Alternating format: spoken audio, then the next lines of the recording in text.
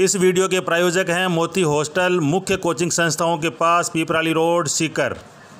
तो मेरा यही लक्ष्य है कि जब शिक्षा के ऊपर हम पैसा खर्च करेंगे, दूसरे समाज के लोगों को हम जब देखते हैं, 90 के दशक के अंदर जो हमारे सहयोगी है, साथी हैं, जाट समुदाय है, इतना आगे डेवलपमेंट नहीं थे वो लोग, मगर जब उन लोगों ने शिक्षा पे ध्यान दिया और वो लोग देखो आज कहाँ पे मतलब चले गए, अपने से कोसों आगे चले गए। मैं हूं मुबारक अली और आप देख रहे हैं बोलता राजस्थान।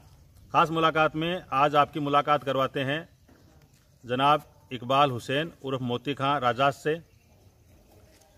राजास गांव के एक साधारण सैनिक के घर में जन्मे जनाब मोती खां वैसे तो किसी परिचय के मोहताज नहीं है, लेकिन पिछले कुछ वर्षों में उन्होंने हर क्षेत्र में, चाहे वो शिक्षा का हो, चाहे समाज सेवा का हो, चाहे बिजनेस का हो, हर क्षेत्र में उन्होंने मिसाल कायम की है।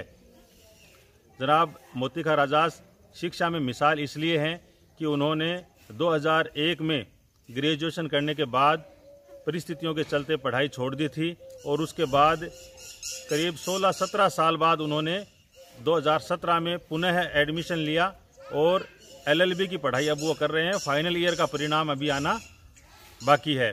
तो ये अपने आप में एक मिसाल है जो कहा जाता है कि पढ़ाई किसी भी उम्र में शुरू की जा सकती है। इसके अलावा मौजूदा हालात की मैं बात करूं तो कोरोना में लाखों रुपए की लागत से आपने जो राशन सामग्री के किट हैं वो वितरित करवाए हैं और अन्य ज़रूरत की सामग्री वितरित करवाई। इसके अलावा हजारों रुपए CM फंड जो है कोरोना काल का जो आह्वान मुख्यमंत्री ने किया था उसकी पालना में आपने प्रदान किया, वो काम भी आपका काबिल तारीफ है।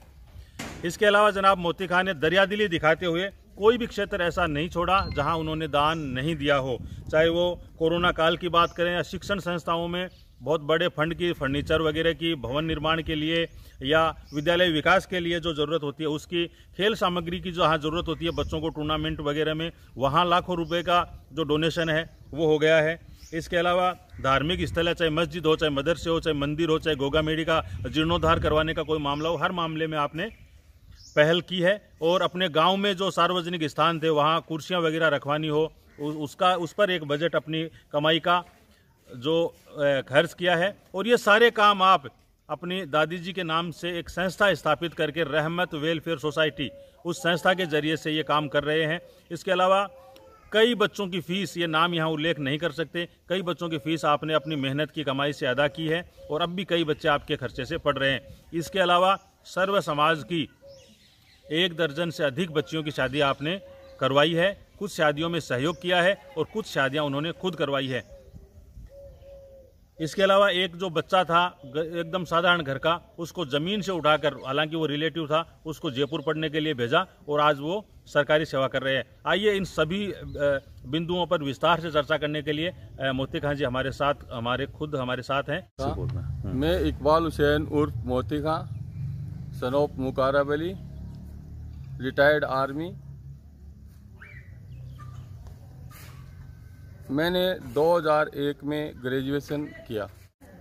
उसके बाद अर्थाभाव होने की वजह से पढ़ाई छोड़ के विदेश नौकरी करने के लिए चला गया। वहाँ मैंने 2004 से व्यापार स्टार्ट किया। छोटे भाई जो मोहम्मद फारूक जोखी, दोनों मिलके अच्छे ढंग से काम किया, अच्छी खूब मेहनत की। मेरी तबीयत ख़राब होने की वजह से मैं 2014 में एग्जिट आ गया। उसके बाद में मैंने घर पे रहा, 2-3 साल मेरा ट्रीटमेंट हुआ, इलाज हुआ, फिर मैं ठीक हो गया। वापस मैंने 2017 में शहीद भगत सिंह लॉ कॉलेज सीकर में एडमिशन लिया लॉ करने के लिए। तो मेरा फर्स्ट ईयर सेकेंड ईयर 55% से चल रहा था, हो गया 55% से हो गया। अभी UGC की गाइडलाइन जो आई नहीं है नई, क्या होगा, असेसमेंट होगा या फिर ऑफलाइन ऑनलाइन एग्जाम होंगे। मेरा पढ़ने का ये शुरू से ही जुनून है और मेरे को इस टाइम पढ़ने का ये इसलिए था कि जो समाज के अंदर जो बच्चे पढ़ नहीं रहे हैं और जो हमारा समाज है शिक्षा में पिछड़ा हुआ है, तो उनको कुछ न कुछ प्रेरणा। एक जो कहानी सोशल मीडिया पर वायरल हुई कि आपके जो पारिवारिक सदस्य हैं भाई श्रवण कुमार जी मेघवाल, उनके साथ आपका किस तरह का एक भावनात्मक रिलेशन आपकी फैमिली का रहा है, जो हिंदुस्तान की गंगा जमुनी तहजीब का भी गवाह है, उसके बारे में थोड़ा बताएं। श्रवण हमारे यहाँ घर पे 86 में आया था। वो उसकी उम्र उस समय 10 वर्ष थी। तो वो हमारे यहाँ पशुओं को चराने के लिए यहाँ घर पे रहा था। तो उसके बाद में वो धीरे धीरे हमारे घर का एक सदस्य ही बन गया। वो जब हम छोटे थे तो वो थोड़ा मेरे से उम्र में बड़ा था। तो वो मेरी माताजी जो थी वो उनकी तबीयत खराब रहती थी, यानी दमा की प्रॉब्लम थी। तो श्रवण हमारा घर का काम में भी सहयोग किया करता था, और जो हम पढ़ने जाते थे भाई बहन सब, हमको वो स्कूल भी छोड़ा करता था। तो जैसे हमारे कपड़े धोने, नहलाने, ये सब काम श्रवण करता था। उसके बाद में वो 2013-14 के अंदर उसको ब्रेन में ट्यूमर हो गया था। तो बहुत बड़ी उसको बीमारी हो गई थी। वो एक्चुअल में क्या, फिर वो ट्यूमर होने से उसके मस्तिष्क में ऐसी प्रॉब्लम हुई कि वो बोल नहीं पाया कोई भी तरीके से, यानी 2 साल तक उसको कोई भी नाम नहीं आता था। उसको सिर्फ एक ही नाम आता था, वो था मोती। वो कहीं भी इसको मैं जयपुर, सीकर, जहाँ भी डॉक्टरों के पास ले गया तो वो बोले भाई इसको एक मस्तिष्क में जो ट्यूमर है, इस वजह से इसको ये नाम आने में प्रॉब्लम हो गया। तो जब इसको मैं न्यूरो के पास सर्वप्रथम लेके गया डॉक्टर के पास, तो डॉक्टर साहब ने इसको बोला भाई क्या नाम है तेरा? तो ये बोलता मोती। तो मैं इसको बोला, डॉक्टर साहब को बोला, मैं नहीं सर इसका नाम श्रवण है, मगर मेरा नाम मोती है। मेरा वैसे तो इकबाल है, मगर मोती से मेरे को जानते हैं, ये हमारे घर का ही सदस्य है, तो इसको नाम अभी आ नहीं रहे। तो डॉक्टर भी वो आश्चर्यचकित हुए कि यार ये क्या हो गया। मैं बोला पता नहीं सर। फिर इसको वो अच्छी सी दवा देना शुरू किया और श्रवण फिर से बोलने लग गया। एक जरूरतमंद आदमी, गरीब आदमी जिसको ब्रेन ट्यूमर, इस तरह की गंभीर बीमारी हो जाती है तो निश्चित रूप से उसका सब कुछ दांव पर लग जाता है। और ऐसी स्थिति में एक जो धर्म निभाया भाई का, वो अपने आप में काबिल तारीफ है। सारा जो खर्चा है वो जनाब इकबाल हुसैन साहब ने उठाया, और उसके बाद जब उस पर जिम्मेदारी आई, 2 बच्चों की शादी 2019 में हुई, उसका बीड़ा भी आपने उठाया। हाँ, फिर ये श्रवण की जो 2 बड़ी लड़कियां थी, तो पूरा खर्चा तो जैसे हमारे ही जिम्मे है। अभी भी श्रवण हमारे पास ही रहता है। अभी वो काम ज़्यादा तो कर नहीं पाता है, मगर जितना भी उससे होता है वो करता है। मगर वो बैठ रहता है, यहीं घर पे रहता है, चला जाता है। उसके बच्चों को पढ़ा रहे हैं अभी। फिर उसकी 2 लड़कियां की शादी की थी। हमारे निकट में ग्राम जाजोद है, वहाँ के 2 लड़के हैं, जगदीश जी के विश्वास और मुकेश जी। इन 2 लड़कों से 2 लड़कियों की शादी की। तो वो शादी का पूरा खर्चा भी मैंने ही वहन किया। वो ठीक है, वो मैंने क्या, वो ऊपर वाले ने दिया। बोलता रास्ता ने उसको बहुत अच्छे ढंग से कवर भी किया था। जो हमारे जाजोद का दोहिता है शाहरुख खान, वो आम बच्चों की तरह 12th करने के बाद जब उसको अपना सपना जो उसका सर्विस में जाने का था वो साकार नहीं होता दिखा, तो वो मजदूरी करने लग गया था। और उसके बाद चूंकि आपका वो क्लोज रिलेटिव है, ननिहाल आपका ढूंढलोद, आपकी उस पर नज़र पड़ी, तो उसको किस तरह से आपने उठाकर और एक सर्विस में भेजने का काम किया? वो मेरे 2 नाना जी हैं। वो बड़े जो रियल नाना जी है वो फाड़ खां जी है, छोटे नाना जी है हुसैन खां जी है। वो लड़का जो था हुसैन खां जी का पोता था, मेरे मामा जी यानी मनवर खां जी का लड़का था। वो एक बहुत ही अच्छी प्रतिभा का धनी था। वो लोग अभाव की वजह से या फिर उसको वो जस्टिफाई नहीं कर पाए। वो लोग 2014 के अंदर उसने किया था 12वीं क्लास, साइंस से, मैथ का स्टूडेंट था। फिर हमारे यहाँ लक्ष्मणगढ़ के पास भूमा ग्राम है, यहाँ पे स्किल कौशल के लिए वो ये जो होता है ना, उसके लिए आया हुआ था। कोई ये सिक्योरिटी गार्ड होते हैं, उनकी ट्रेनिंग के लिए आया हुआ था। तो यहाँ से मैंने उसको लिया और फिर मैं जयपुर लेके गया। वहाँ छोटा भाई राजस्थान पुलिस में नौकरी करता है, उसके यहाँ उसको छोड़ा, वहाँ उसको कोचिंग में दाखिला दिलवाया। कौन सा भाई? मेरा छोटा भाई राजस्थान पुलिस में है, शबीर अली। तो उसको उसके पास छोड़ दिया, तो वहाँ उसको कोचिंग में दाखिला दिलवाया। वो बच्चा जब पहला कोचिंग का जो बैच था 200 का बैच था, उस बैच में उसका पहला टेस्ट हुआ तो उसमें उसको 199 रैंक मिली थी। धीरे धीरे शाहरुख ने वो सब कुछ कवर करते हुए पहली रैंक के ऊपर काबिज हो गया। पूरी कोचिंग के अंदर वो पहली रैंक पे काबिज हुआ। लगातार ये उसका चलता रहा, रैंक नंबर 1 पे ही रहा। वो बहुत।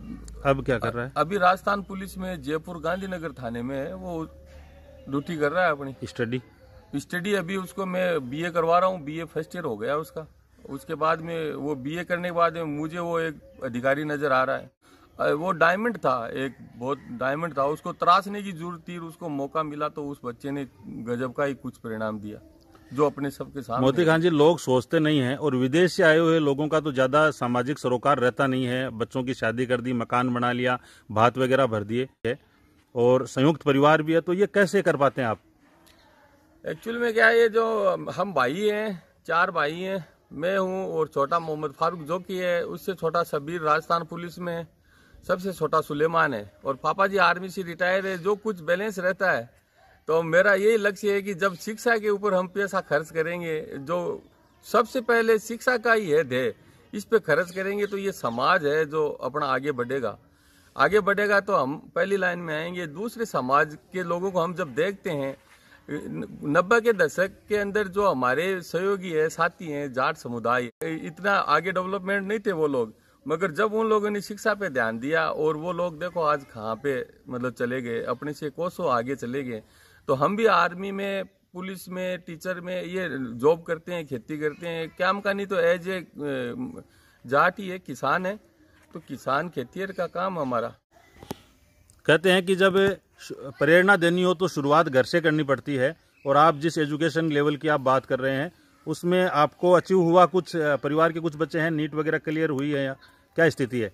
हाँ, एक बच्चे को, मेरा जो बड़ा लड़का है उसको मैंने 3 साल नीट की तैयारी करवाई, तीनों साल उसने नीट क्लियर किया और उसका अभी गीतांजलि मेडिकल कॉलेज से MBBS कर रहा है। और काउंसलिंग के जरिए उसका सिलेक्शन हुआ था अपने राजस्थान में, उसका 2nd ईयर स्टार्ट हो गया। एक छोटा लड़का है, उससे छोटा, वो DMLT कर रहा है। एक भाई फारूक की जो लड़की है उसको भी नीट की तैयारी करवा रहे हैं इस साल, वो भी 12वीं के अंदर ही है। इससे पहले सरकारी सेवा में शब्बीर खान की ज्वाइनिंग हुई? शब्बीर खान की हुई, उसके बाद सुलेमान की हुई आर्मी में। अच्छा, 4 भाइयों में 2 सरकारी सेवा में? हाँ, शब्बीर खान के जो वाइफ है यहाँ हमारे मदरसा टीचर है। मेरा मेन लक्ष्य यही है, जो घर में हमारे से व्यापार में, सर्विस में जितना भी पैसा बचता है तो वो हम हमारे घर में जो खर्च हो गया उसके अलावा जो हमारे पास है तो वो फंड में ज़्यादा से ज़्यादा एजुकेशन पे खर्च करूं। और हर समाज के लोग अपने अपने समाज का जो ध्यान देते हैं, वैसे ही मेरी भी ये सोच है कि मैं वैसे सर्व समाज की बात करने वाला हूँ, मगर मेरे समाज को लेके मैं ज़्यादा चिंतित हूँ कि मेरा समाज है वो बहुत पिछड़ गया एजुकेशन के मामले में, और अभी धीरे धीरे सुधार हो रहा है। बच्चे बच्चियाँ मेडिकल में, इंजीनियरिंग में, गवर्नमेंट जॉब में जा रहे हैं और ये जाना भी जरूरी है। विदेश हमारा क्याम खानी बिरादरी है जो विदेश में रहती है, या मुस्लिम समुदाय जो भी सब है विदेश में रहते हैं, वहाँ से पैसा कमाया, मगर हम शिक्षा में पिछड़ गए। पैसे में तो आगे आए, शिक्षा में बैक हो गए। तो अभी ये जरूरी है, शिक्षा का क्षेत्र, यही मेरा मेन फोकस है। इसलिए मैं इस उम्र में बीमार भी रहता हूँ। मैं 2008 से डायबिटीज़ का पेशेंट हूँ, पर इसके बावजूद मैं पढ़ के ये LLB फाइनल ईयर में पहुँच गया। अभी इंशाल्लाह मेरा ये LLB फाइनल हो जाएगा तो मैं LLM करूँगा। देखता हूँ आगे PhD के बारे में सोचता हूँ। तो आज हमने जनाब मोती खान राजास के जीवन के अनछुए पहलुओं को आपके सामने उजागर किया है। निश्चित रूप से एक एक बात है वो गौर करने के लायक है और प्रेरणा लेने के लायक है। जब व्यक्ति के पास संपदा आने लग जाती है, इससे पहले मैं एक बात और ऐड करना चाहूँगा। जनाब मोती खान राजास ने जिस बात को टच नहीं किया है, मैंने ये महसूस किया है कि 2001 के बैच के वो टॉप स्टूडेंट थे, 57% ग्रेजुएशन में हासिल किए थे, और आज से करीब 19-20 साल पहले इतना जो टफ कंपटीशन नहीं था। उस ज़माने का ये IAS ऑफिसर हो सकते थे, लेकिन ये अभाव इनकी लाइफ में रहा और ये आगे कंपटीशन फाइट नहीं कर पाए ग्रेजुएशन करने के बावजूद। तो फिर उन्होंने ये जो अपने जीवन में कमी रह गई वो अपने समाज के लोगों, अपने बच्चों के जरिए से उस उम्मीद को वो पूरा करना चाहते हैं। इसके अलावा दूसरी जो बात प्रभावित करने वाली है वो ये है कि जब संपत्ति व्यक्ति के पास आने शुरू हो जाती है तो वो फिर झोंपड़ी से निकलकर महलों की तरफ चला जाता है, और कुछ लोग गाँव से निकलकर शहरों की तरफ चले जाते हैं। लेकिन मोती खान की खास बात यह है कि विदेश को छोड़कर घर आ गए हैं और गांव आ गए हैं अपने, और गांव के भी ज़्यादातर समय खेत में रहते हैं। इसके अलावा जब ज़रूरत होती है उसके अनुसार बहुत आलीशान बिल्डिंगें आपने बना ली है। मैं इलियास से कहूँगा कि 2 चीज़ आप दिखाएं। ये मकान है मोती खां का, और ये दूसरा जो मकान है संयुक्त परिवार है, ये तैयार हो रहा है। मोती खां का जो रेजिडेंस है वो ये जो कुटिया है वो पुराना मकान है। मैं 2-3 बार यहाँ आया हूँ, ये हमेशा यहाँ मिलते हैं। तो ये जो बातें हैं, सादा जीवन उच्च विचार की जो बात है, उसको निश्चित रूप से मोती खां जी ने अपने जीवन में उतारा है। राजास गांव की इस प्रतिभा से मिलकर मुझे बहुत खुशी हुई। बोलता राजस्थान का ये वीडियो और मोती खां का संघर्ष आपको कैसा लगा, हमें कमेंट बॉक्स में ज़रूर बताएं।